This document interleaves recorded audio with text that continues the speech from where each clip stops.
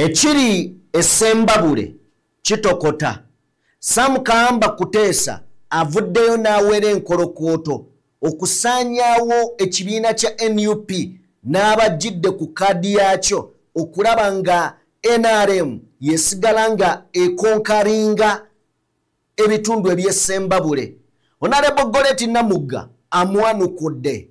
Mu ngeri y'emu tugenda tunuulira ku mukyala avuddeyo n'ayambalira ab'ebitiibwa era ensonga zituusizza mu maaso ga Ssaabasajja Kabaka n'aloopa radio ya Buganda ne TV ya Buganda okuleeta abantu ab'olubatu ate nga bakkakkanya amaanyi ga bannayuganda. Mu ngeri emu tugenda kubeera nga tutunuulira ku mwana muwala. Mwana muwala ono abbaawe oba boyfriend we yamuwaabidde mu kkooti lwakugyamu mbuto ng'ayambibwako maama we. Tugenda beera nga tubitunuulira. Mu ngeri y'emu tugenda tunuulira ku Mase Arupo ng'annyonnyola nti Electoral Commission y'e Bukedeya erimu baluganda baanita Amongo bokka, kale nno nga bamusibyeko olukomera okulaba nga tewali muntu yenna ajja mmunyeenya. Tugenda beera nga tubitegeera. Tugenda tuukako ku bubaka obwavudde Cameroon nga busindikiddwa omukulembeze Robert Kyagulanyi Ssentamu. Obubaka obwo ogenda beera nga obutegeera. Jjukire Cameroon opposition ensonga agikwatidde ddala mu ngalo bw'ati. Kale n'obubaka bwazze nga busiima Bobi Wine ebigambo byayogera n'amaanyi g'abawa.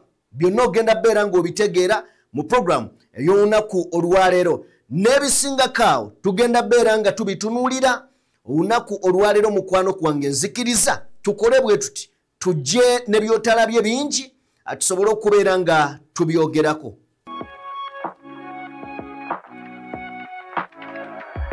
DPTV Uganda, Dawn People Television. Buterevu mbaanirizaako enkya y'olunaku olwaleero buli omu gy'osinziira okubeera ng'otugoberera abali mu bitundu by'ensi eby'enjawulo. Mwebale nnyo, mwebalire ddala. Njagala kutandika n'akatambi k'abaana bano. Nasanyuse nnyo taata w'abaana bano programu zino ze tukola ateeka ku TV ewaka abaana ne balaba. Era ebimu ku bintu ebyansanyudde kwe kubeera nti tetuweereza bintu nga birimu ebigambo eby'obuwemu, nti waliyo abazadde abatuula ne bateerako abaana balabe programu zino ze tukola. Kino nno kiwa essanyu. Njagala osooka otuwa akatambi ako then tweyongereyo. People power. Our power. People power. Our power. Our power. People power. NUP. Everywhere. Everywhere. NUP. Aha. Omomu. Amanya nyabo yegwani. Nabosa Sharon. Mama wani. Mama wani. Bobby Wine. Bobby Wine. Mama wani. Bobby Wine. Wani nyewo. Mshega Biranachi. Mama wani. Bobby Wine. Mama wani. Bobby Wine. Ani ayagala nnyo Bobby Wine? Mwembi mwagala nnyo Bobby Wine? Yes. Buli awali ambuleera. Tikinga. Buli awali ambuleera. Tikinga. Buli awali ambuleera. Tikinga. Atamanyi kutikinga. Keka wakagalo. Atamanyi kutikinga. Keka wakagalo. Buli awali ambuleera. Tikinga. Buli awali ambuleera. Tikinga. Atamanyi kutikinga. Keka wakagalo. Abaana mubasomese, abaana mubayigirize, abaana mubalage ekituufu ensi kweri. Guno si musango. Abatufuga balina ekintu kye baatuleetera ekikyamu. Bw'ogenda mu constitution y'eggwanga Uganda eragira gavumenti okusomesa abantu bonna bannayuganda okuviira ddala ku kibiina ekisooka okutuuka ku mutendera ogusembayo okubeera nga bamanyi constitution ya Uganda singa tugisoma kuva mu primary naye gwe mbuulira wajje wagisomera era kiki ogimanyimu kubanga constitution yekola amateeka agafuga eggwanga. Kakati wano buli mwana yandibadde agimanyi, omwana alina eddembe okukola ekyo. Nasanyuse nnyo. Bampeereza eddoboozi ne ŋŋamba kandigabaneko nammwe abatugoberera abalungi. Nasanyusa okuwulira abaana bano nga bagoberera baana bato, ekyo kye kijjo bakulira munda nti obukulembeze omuntu oteekeddwa okubumanya. Njagala tuwe katambi ako katono nnyo. Mumutegedde olwo abeerawo abiruku TV naye nga ataddemu earbuds nga atudde ku ntebe nga atudde ku ntebe ng'ali mu kwogera. Omulaba bulijjo alina kuno omuwulidde eddoboozi mugambe omutumidde nnyo. Kutumidde nnyo.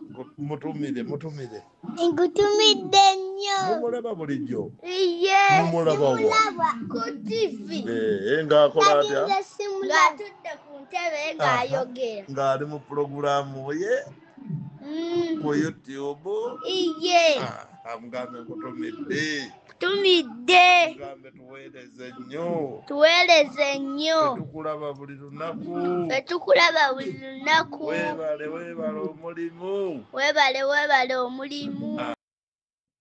Okay, weebale nnyo muganda wange okubeera ng'abaana abataabo obawa omwaganya okubaako bye bamanya ne bye bategeera.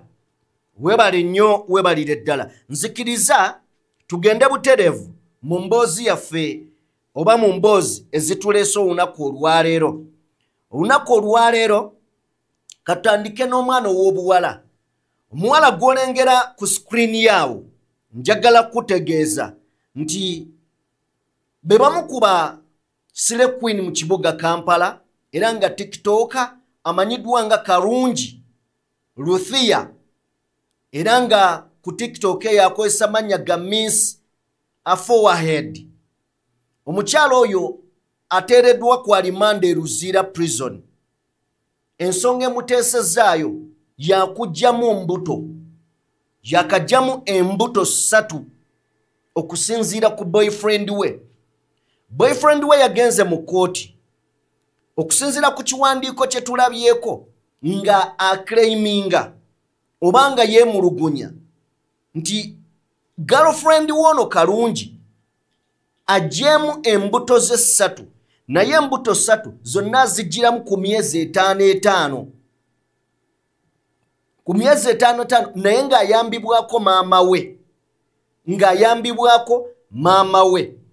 Emboozi eno lwaki ngireese? Abazadde maama obeera otya nga gw'oli mu kikolwa ekiyambako omwana wo okuggyamu embuto. Abazadde tubeere, simanyi bwe nnyinza kikozesa, obeera otya nga gwe lujegero oluyunga omwana wo okutta ate abaana abalala gwe singa wamutta yandibaddewo. Kibuuzo, oluusi ebintu ebimu obitunuulira ne bikusobera. So omuvubuka yeekubidde enduulu bw'atyo mu kooti emuyambe. Kale ebyo bwe bityo bwe biri, nayo njagadde tugijjeyo mu ngeri yemu bwe tuba nga tuvuddeko awo. Medad Lubega Sseggona akali amaggwa agambye abamwesimbyeko bakyalina omukisa okujja okumwegattako. Ng'ovudde ku kumwegattako, abamwesimbyeko bano basobolera ddala bulungi nnyo okujja n'abayamba n'abayigiriza ebyobukulembeze.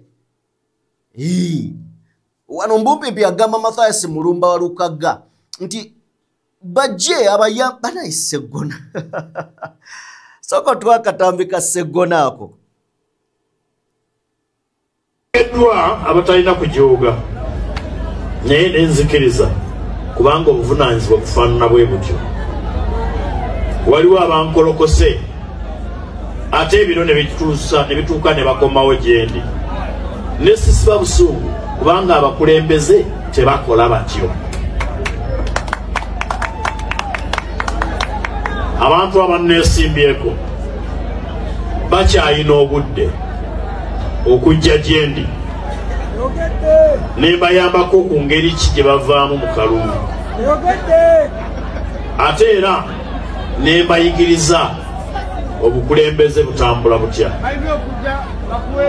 Sijja kwetaba mu nteekateeka yonna eyinza okuzza emabega olutalo lwe natandika era lwe mbadde nnwana ne bannange.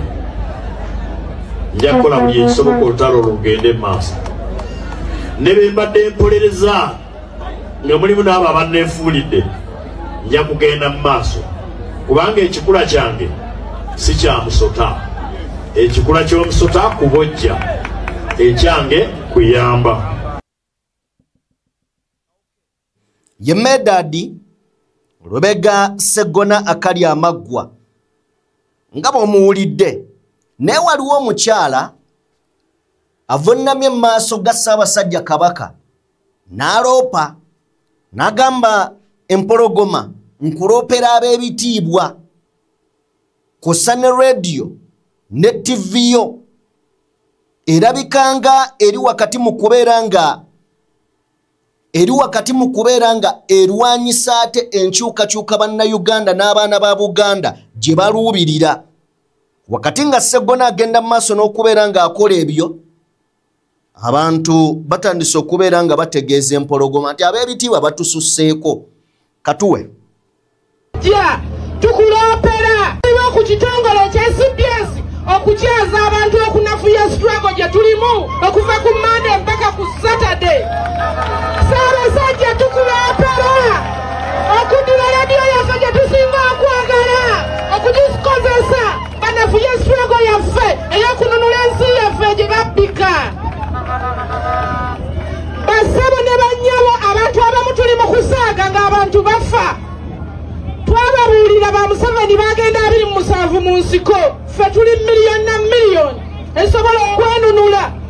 Naye bwe tulaba abasajja 7 nga bayingidde mu lutalo lwaffe balunafuye, bannaye mulwane tuwalana. Omukyala ebigambo biwulidde, ebigambo abyogedde. Ebiseera ebisinga batugamba nti ow'ebbango bw'otamuwemukira bukukyako olaba. Ow'ebbango bw'otamuwemukira bukukyako olaba. CBS kino kyekisussizza ebyaddala. CBS ekisussizza. Omanyi okuleeta abantu n'oleeta abantu 4 mu studio oba 5 naye nga bonna bazze kwogera ku NUP naye nga tewali wa NUP n'ogu. Ne baleeta kiki kye tuyinza okuyigira ku Raila Odinga eyafudde. Ne baleeta ng'abazze bonna bazze mudumo gutunuza mu NUP naye nga tewali wa NUP ayina kufuna oba ayinza ku challenginga bano oba okwanukula bye boogera ku NUP. CBS muswaza. Tukimanyi nti baali babajjako license 29 mu kwekalakasa kwa Ssaabasajja Kabaka e Bugerere. License bagibaddiza ndowooza mwaka guwedde. Naye babaddiza license babagambye mukolere ddala ebitanyuma ebitali mu nsa. Ekitiibwa kya Buganda kiriwa.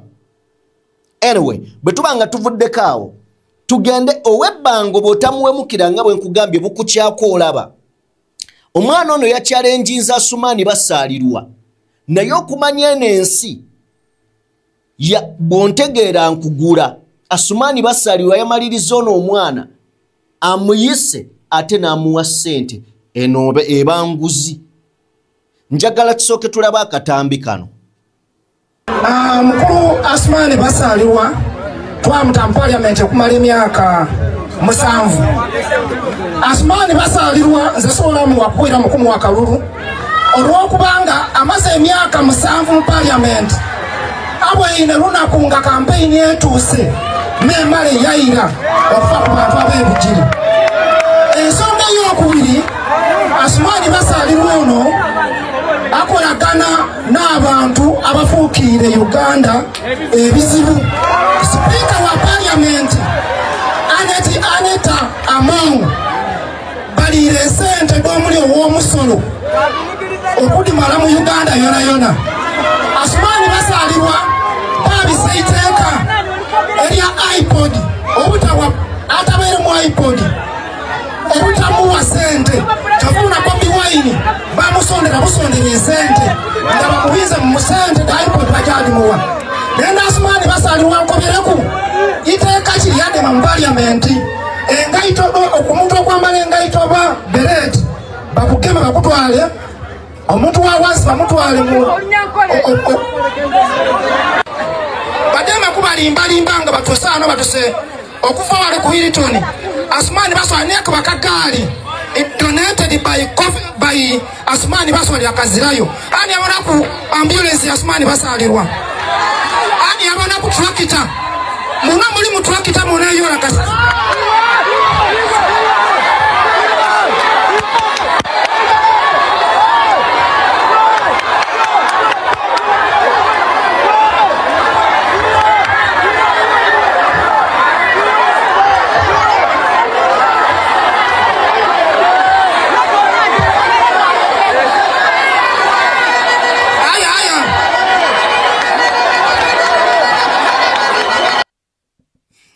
omwana oyo mu njogera ennyangu kuno si kulabisa yabadde ayogera mazima yabuuzizza oyina wadde ambulance mu constituency eno nga teriimu baleeta etteeka ery'amagye simanyi omuntu okwambala engatto bamukwate wakolawo ki n'agamba nti okolagana n'abantu abanyigiriza abantu bino byonna teyalimbye wali okomyewo mu constituency nga mazima ababaka ba parliament bayina miliyoni 20 ge babawa buli mwezi okuddako mu constituency ezo zibeera za nnaku 4 nye buli mwezi bazibawa gwe ani eyali azze nagenza okulaba abawuzi b'obunyama nga balumbye omuvubuka ono ne bamuggyako microphone ekikolwa kye nayagadde Asumani basalirwa yayambyeko kuba singa yakirese ne kibaawo ate kati singa birala n'ekyo kye yakoze kyabadde kirungi w'omuntu ayogere ensonga ze oziwulirize kino nkisaba ne ku bakulembeze abalala muwulirize ku birowoozo by'abantu Banita Amongo tebaawadde bantu mukisa kumanya bibaluma bo bakozesezza maanyi nti bw'ojja abantu ne bakubuulira waliwo by'otamanyi ne bw'obawa omukisa bo bakubuulira ebibaluma n'obitegera n'obikolako Banita Amongo tebeetaaga kukolera bantu yensonga lwaki tebalina na budde bubawuliriza yensonga lwaki basala kuga bakozesa maanyi okukola bye bakola Asumani basalirwa bwe bavudde awo ate yayise kavubuka kazabbali in fact kamulabisizza kubanga ne sente ziyabadde akawa kabadde kaziganye n'akakwata mukono n'azikateekamu so Asumani basalirwa tuwe katambi ka Anita Amongo Mase Arupo annyonnyola olujegere lwa Anita Amongo ne Electoral Commission ebukedeya Electoral Commission ebukedeya epangisa ku kizimbe kya Anita Amongo akulira Electoral Commission ayina oluganda ku Anita Amongo eyawabira Mase Arupo ayina oluganda ku Anita Amongo wesanganga ebyokulonda mu bukedeya byonna ababirimu bava mu nju ya Anita Amongo mutuwe. About the Electoral Commission of Bukedia District, one, I want to bring it to your attention that Electoral Commission of Bukedia rents within Anita's premises. Then Akol Zipora, the person that petitioned me, is actually a sister and a personal assistant to Anita Amongo. Zipora's husband is called Ochom Lewo.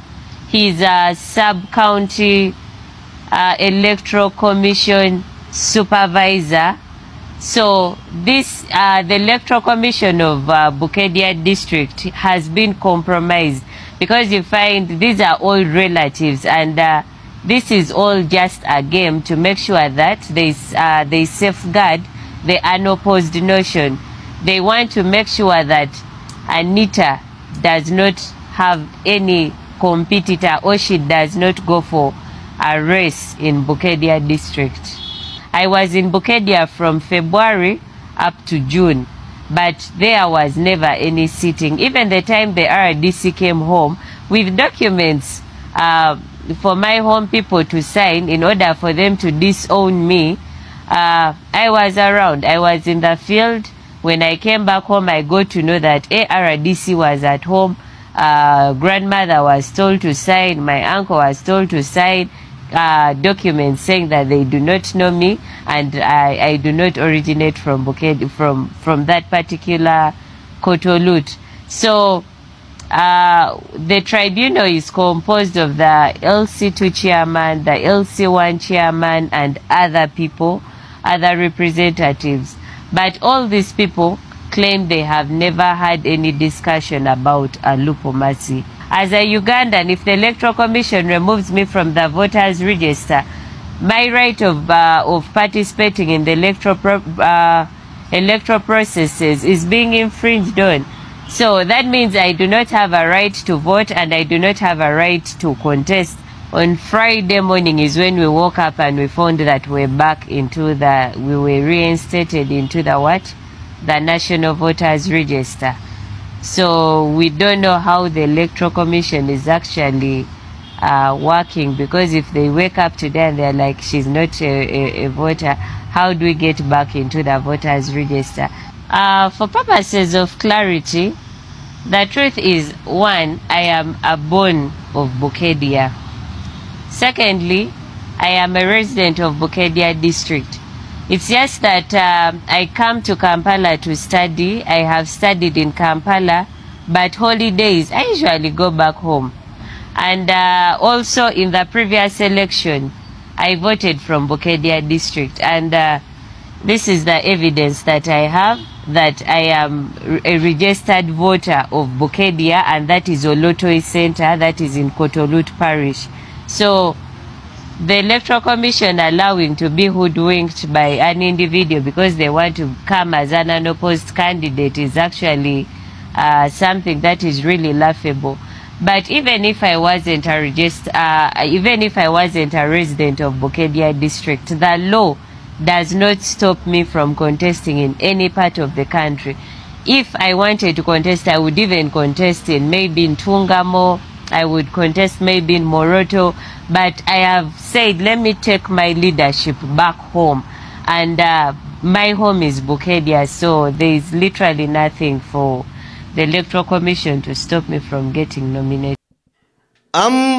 Mkwano gwange atugoberera njagala kutegeza nti this impunity ekyagenda maaso mu Uganda ng'ovudde ku Anita Among tugende ku Sam Kahamba Kuteesa yavadda mu byobufuzi naye yalayidde okufiirawo okugyawo NUP mu Ssembabule. Ono Kahamba Kuteesa w'amaanyi, ayina ssente, ayina na buli ekyetaagisa, kyayogera kituufu nti asobola okulwanyisa NUP. Neffe ababaddeko Ssembabule tumulabyeko ng'alemererwa ku bantu abamu. Okugeza, waliwo omwami yali LC5 nga bamuyita Amani Ssentongo. Kuteesa yalwanyisa Ssentongo naye nga buli kalulu amukuba. Ki ekirina okukolebwa? Be banna Ssembabule okugyawo obujoozi, okumanyiro b'akamanyiiro ak'abasajja bano. Ne Goleti Namugga amwanukudde batuwe. Sam Kahamba Kuteesa aweze nti agenda kulwana nnyo okujjamu oludda oluvuganya Omawubula South.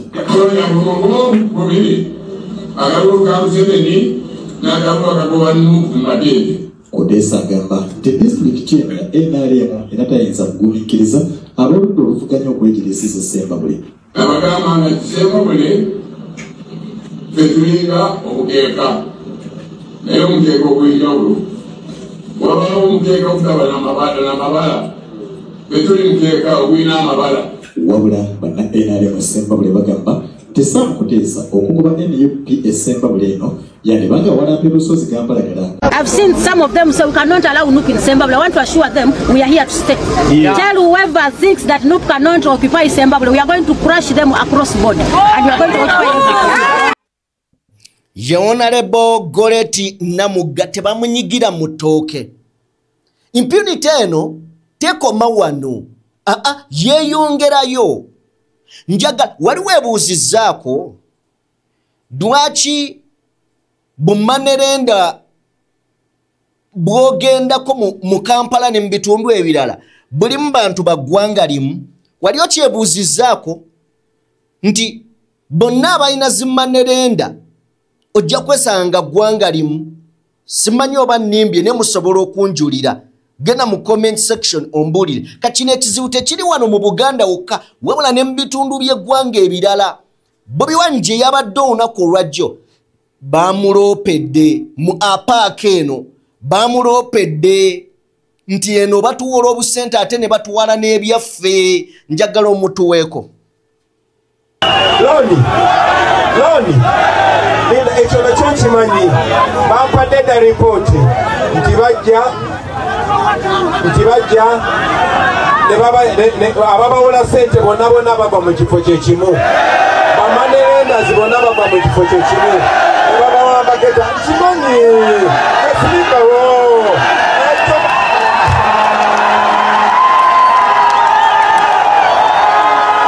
My brother, my sister, I understand. Zemundaba wano, zendi mwana wa ghetto. Emirimu gyonna ngikozeeko. Byonna mbimanyi. Ebibaluma mbimanyi. Just mumpe chance mbitereze. Mumpe buyinza. Omwaka ogujja nga 15 bwe mumala okunonda ngenda kubaayo bwenti. Njagala mumanye nti bw'olonda Bobi Wine ojja kuba as if you are the president. Mugenda kufuna confidence all of a sudden. Mugenda kubeera strong all of a sudden. Uganda tegenda kubeera kyekimu nate. Bunyoro will never be the same again. Your life will never be the same again.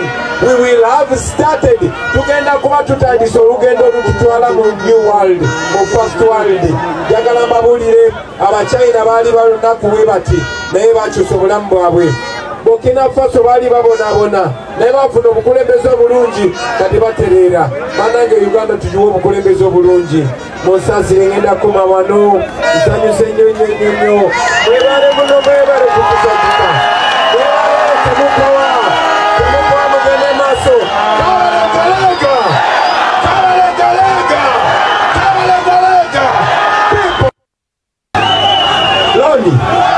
Loni ekyo nakyo kimanyi bampadde da ripooti nti bajja ababawola sente bonna bagwa mu kifo kyekimu. Bamanerendazi bonna bagwa mu kifo kyekimu. Ne babawambageta kimanyi esirika.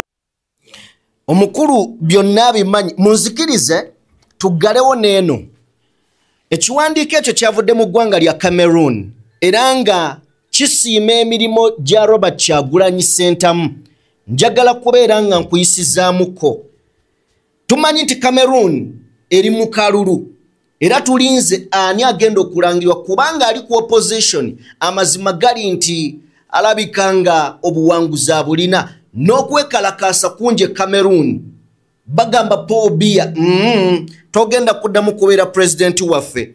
Ekiwandiiko ekyo nga bw'okiraba ku screen kigamba your courage is a lighthouse in darkness, a source of inspiration that reminds us that freedom and truth always deserve to be defended. Whatever the price, okategede, your silence proves that no dictatorship, whoever had it, maybe can silence the will of the determined people. Kakuru nnyo. Now that you are not alone, know that you are not alone.